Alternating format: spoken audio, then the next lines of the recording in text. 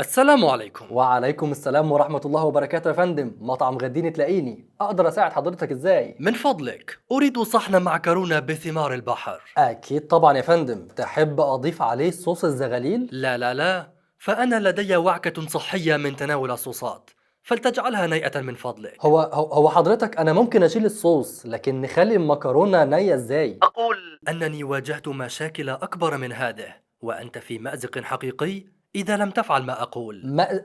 تمام يا فندم. مكرونة نية بالسي فود. تأمرني بأي حاجة تانية؟ بالتأكيد أريد مشروبا غازي خال من الكحول، شريطة أن يكون علامة تجارية عربية، فأنا مقاطع الغرب يا صديق. أكيد يا فندم طبعا. تحب أجيب لحضرتك عصير فريش؟ ها؟ عصير طازج؟